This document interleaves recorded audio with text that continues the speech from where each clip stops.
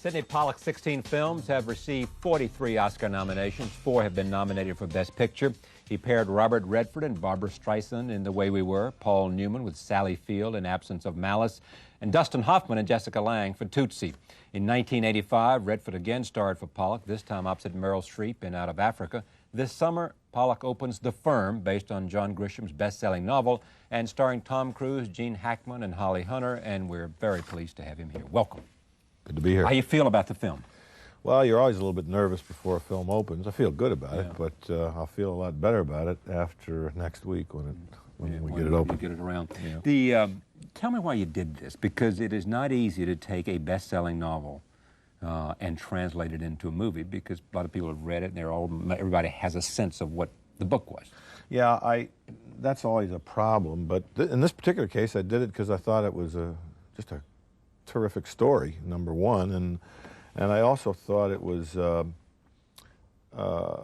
know, a thriller that didn't require a lot of pyrotechnics. It was made out of people. I feel more comfortable with actors and trying to work with performances, and thought this had an opportunity for a lot of wonderful characters in a kind of contemporary story. And is it possible that Holly Hunter is going to walk away with this film? It is a magnificent... Don't you think so? Well, she's wonderful in it, absolutely. She's terrific in it. I mean, I never know what people mean when they say walk away with a film. Well, I mean, just get attention beyond the size of the role.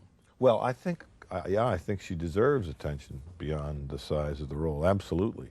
I think there are several performances in the picture like that. You know, I have others? Great. Well, I think Gary Busey's got I do too. 2 short scenes, and you know, normally you wouldn't expect somebody with 2 short scenes to get that much attention. I think David Strathairn, who plays the brother is who's in prison, an extraordinary presence in it. He does. And I mean, I could say that about everybody, really. Yeah. But yes, absolutely. I mean, the players are all wonderful in it. They really are. Yeah. Tell me a little bit about making a film from a bestseller. I mean, you've done other adaptations of best-selling books. Well, I think this is the first really. I think this is the first bestseller I've ever done. I've done like old, that's right. You know, where a book is older. A long time ago, they shoot horses, don't they? Which was a book from the 30s or something like that. But when you take a bestseller, you're always a little bit intimidated by.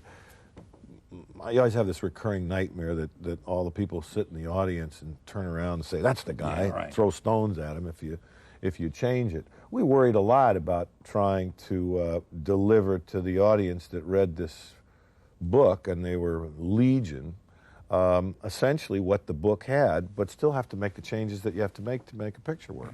What changes do you have to make a picture work? I mean, what are the kinds of Well, sometimes they're hard to explain in all too cases. Too many characters. You got to. Sometimes you have to compress it. Look, it's a long film as it is. Yeah. But some even say so, some say too long. Yeah. But it would have been really endless if I had tried to do the whole book. Sure. So number one, we had a television miniseries. We had to compress it.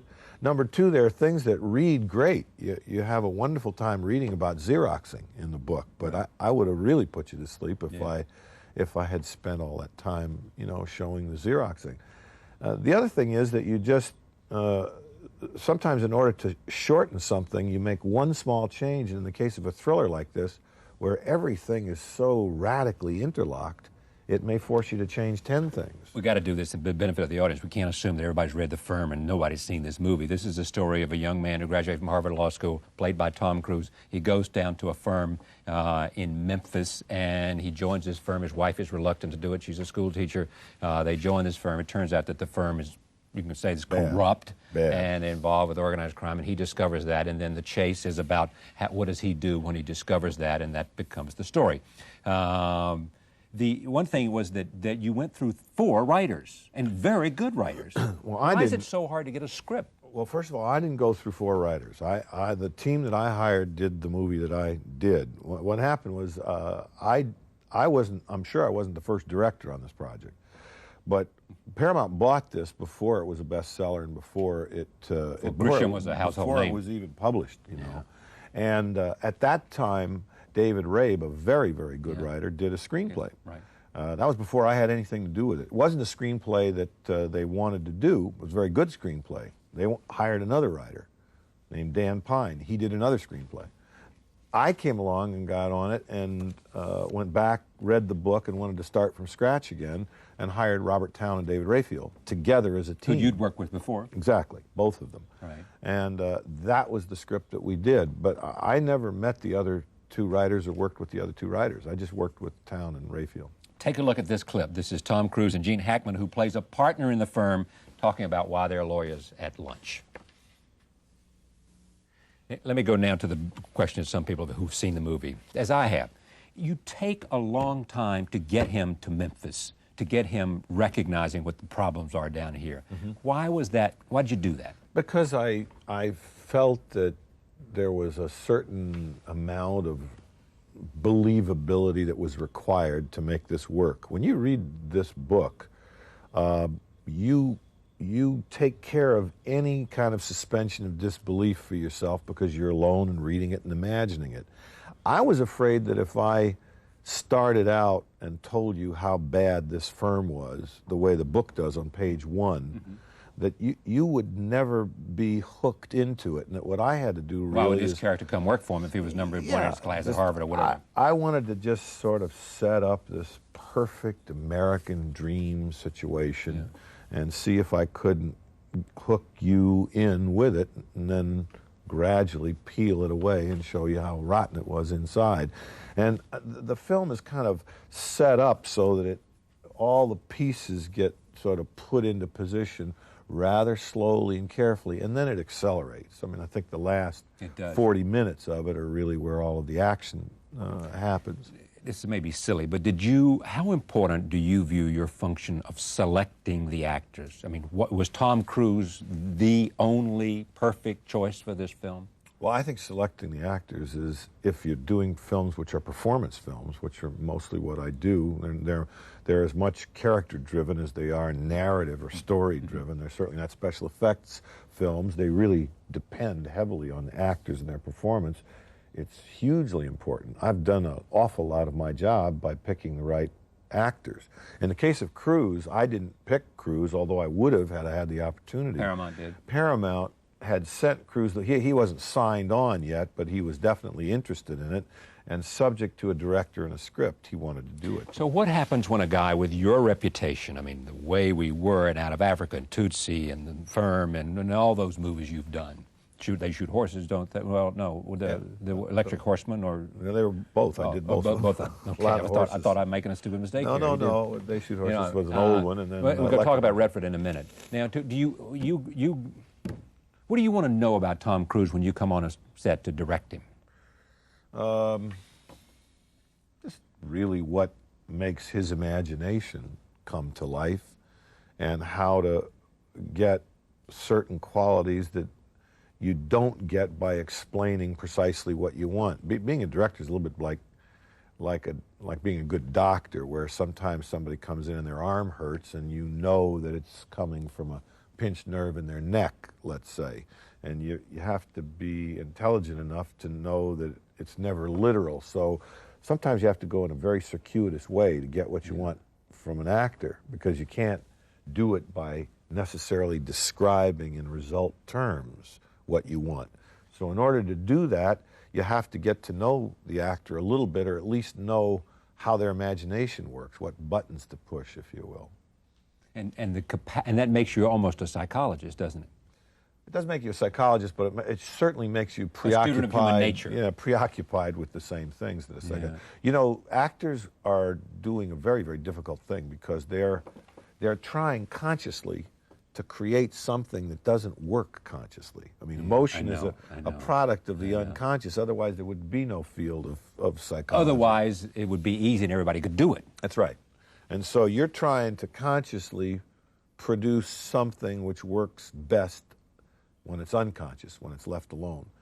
And so it's a very delicate thing that actors are doing, and an awful lot of it has to do with a degree of their comfort. Just as simple a thing as them being emotionally relaxed and comfortable sometimes is all that's required. When you hire very, very good actors, you don't have to do a lot except stay out of their way and create an atmosphere where they can do the work. I mean, on this picture, I didn't do a lot of of creating things for actors. You didn't have to talk about motivation No, not when you have actors of this caliber, Ed Harris and Holly Hunter and these guys, all of these people. You just don't do that. And Gene Hackman, what you're trying to do really is not get in their way and create some sort of an atmosphere where they're relaxed. Is there a special sort of, I mean, you never worked with Hackman before either, had No, you? You know, I so didn't. here's a guy who's a recent Oscar winner, an Yes. extraordinary career. Do you Yes. look forward to that? I mean, just to say, boy, I like being on the same court with a guy Absolutely. like this. I mean, he's a guy I wanted to work with for a long, long time. I've admired his work ever since Lilith, first picture that I remember seeing him in 100 years ago. And he's never not interesting on film. Exactly. I mean, he's got a kind of terrific danger to him. And I think he's quite romantic in this film. Yeah. And there's always something almost beneath it all there's a kind of, he knows he's corrupt, and so therefore there's an honesty about him. Exactly. There's a he's not kidding. terrific sadness. That's exactly, the sadness about being corrupt. Moved me a lot. I thought he was wonderful. There is a story that you wanted to make that character, or one of the characters, a woman, and specifically Meryl Streep, so that you could develop a little, what? Well, that got kind of exaggerated. What happened was I get bored without love stories. I just really get bored in movies. Let's have them. I get bored if I have to work for a whole year on a movie where there's no love story. And I took a look at this thing and I said, well, what am I going to do about a love story here? I'm going to really go crazy if I don't figure out some way to make a love story. So I thought, both in the interest of the love story and in the interest of making it really contemporary, it seemed wrong to have a law firm with no female lawyers. And I thought, well, there was one, but she was dead. There was one, she was dead, that's right. Affirmative action on stilts, as they say. Yes. And I thought, well, let's take one of the lawyers and make her a woman.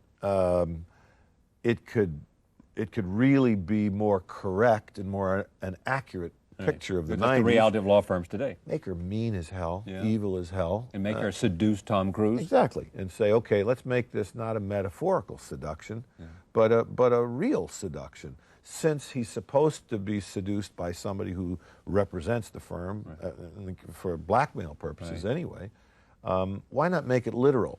Now, we never got as far as talking about Meryl Streep. We never got as far as writing it. We never got as far as any of that. We just talked about it for a while, and people got up in arms that we were going to change. And you backed off because it was Grisham and all that? Well, we finally just thought we're better off to stay with the concept that one of the elements of this piece is that this law firm has no women. Let me talk about Robert Redford, a man I admire enormously. You've worked with him on 7 or 8 films.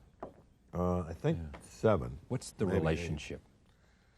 Well, he's just, he's sort of, we sort of grew up and got older together in films together. I met him when I was an actor in the first movie he ever did as an actor that nobody's ever seen. It was an old movie called War Hunt. Yeah, exactly, 1960. And he was, to me, a throwback to the actors that I was nuts about when I was growing up and going to movies. Real classical, traditional, old-fashioned movie stars who were very, very redolent of some kind of American essence, if you will. Yeah. They were very much a part of the American landscape. And they were heroic in a kind of understated way. And I got really fascinated with, I mean, in some way it feels to me now as though all of the characters that he and I have done together are the same character. He's just gotten older and older and older and older and gone to different places. I mean, sometimes he's out west, sometimes he's in Africa, sometimes he's in New York. Sometimes he's in Cuba. Exactly. But he's the same character. He's the... And what's the definition of that character? Well, I think he's, number one, a man who doesn't want to give up any of himself in order to have a relationship, which costs him severely, and so he's always alone, ultimately. And he's somebody who doesn't want to live in a society where he has to subjugate his own individual needs for the purposes of some collective authority. So he's usually on the edge of an uncivilized area or territory. It's why he's a mountain man and gives up a city. It's why he's in Africa, you know, on the edge of that area. The two things are related, I think. I mean, a guy who believes it's possible to have relationships but doesn't really understand what he has to personally give up and doesn't want to, it's an individualist in the sort of real, generic, basic sense of the word, who's willing to pay the price for his individualism, but it's a costly price. And usually in all of those pictures, he has encounters with very strong women who are better people than he. Better people in what way? Well, they're wiser. Right. They know more. And he can't quite learn the lesson and ends up alone. And that's been the case in every one of the films that I've done with him. I don't know why. I didn't decide that.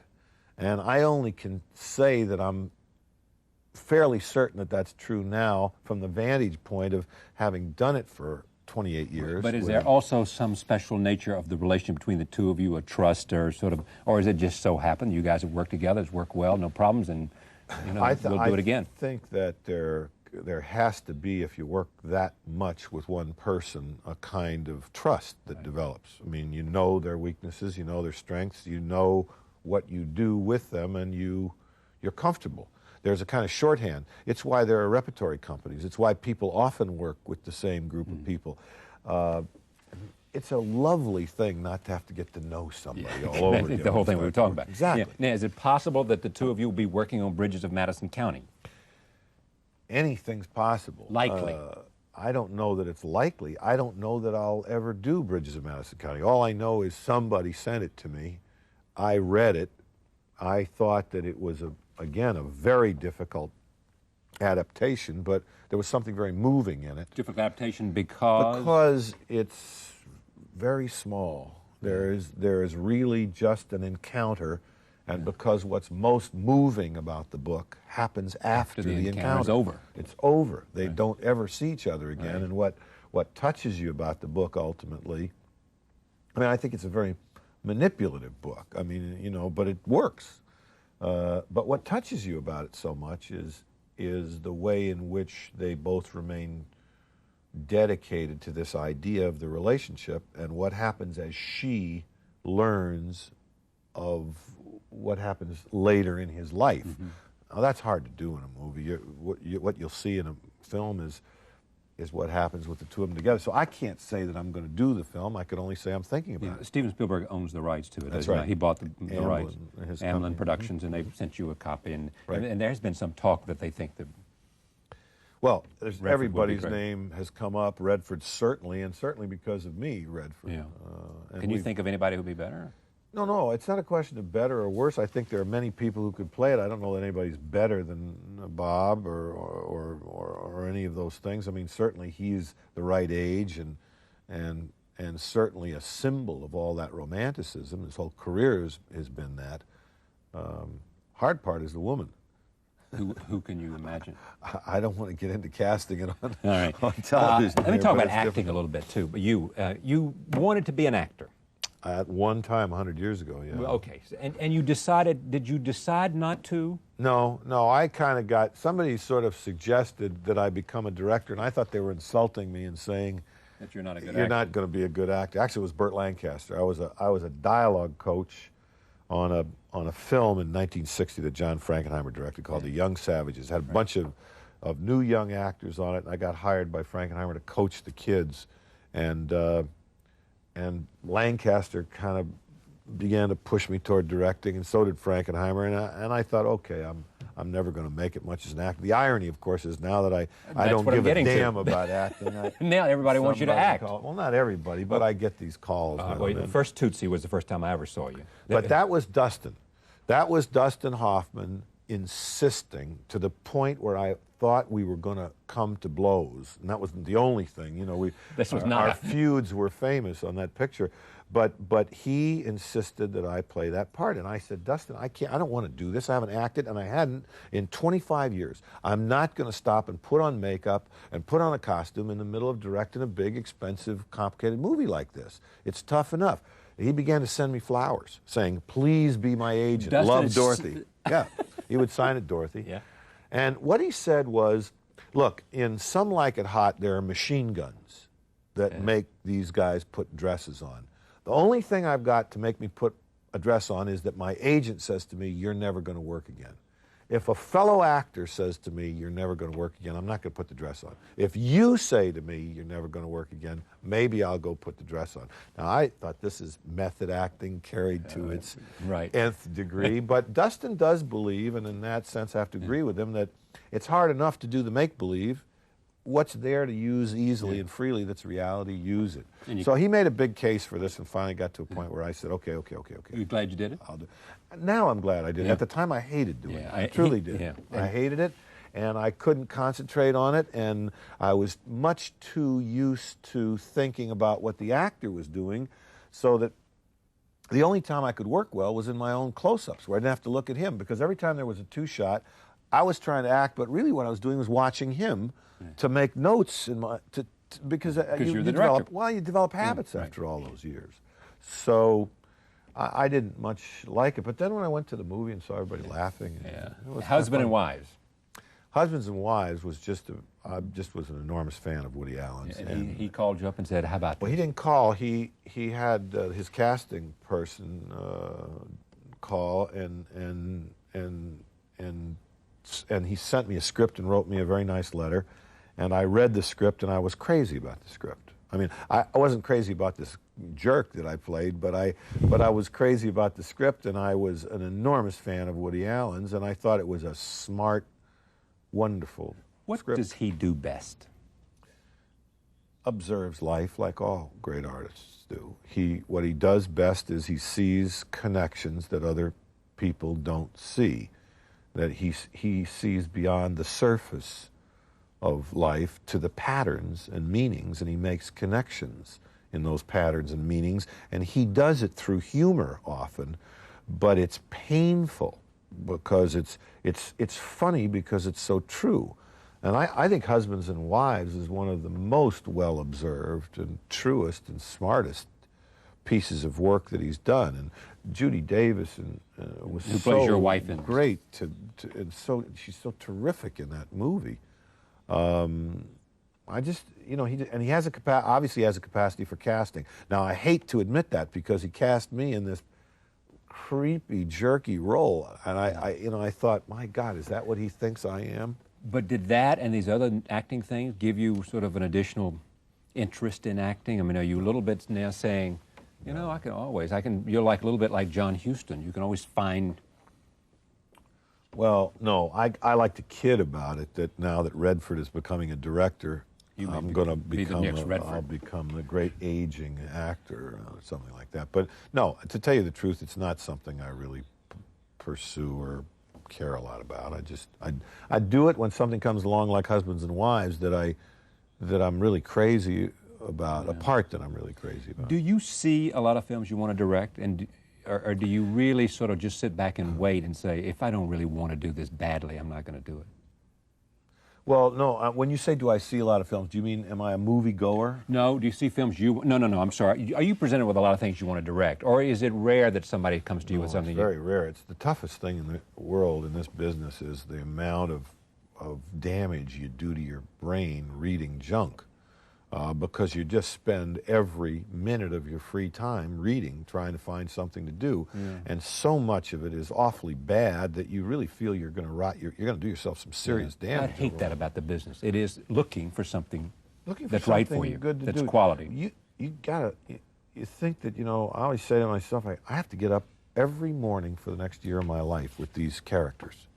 Do I really care enough to live with whoever these 2 people or 3 people or 5 people are, that every morning for the next year of my life, the first thing that's going to happen when I open my eyes is I'm going to worry about what they're doing. And I'm going to do it at night, and then after I finish shooting it, I'm going to look at them with the film and cut it, and it's going to be a year. And it's hard to find something that's worth doing that for. The film by Sidney Pollack that he's the director of is The Firm. Great to have you. It's good to be here. Thanks, Really Charlie. is. Thank you. We'll be right back. Stay with us.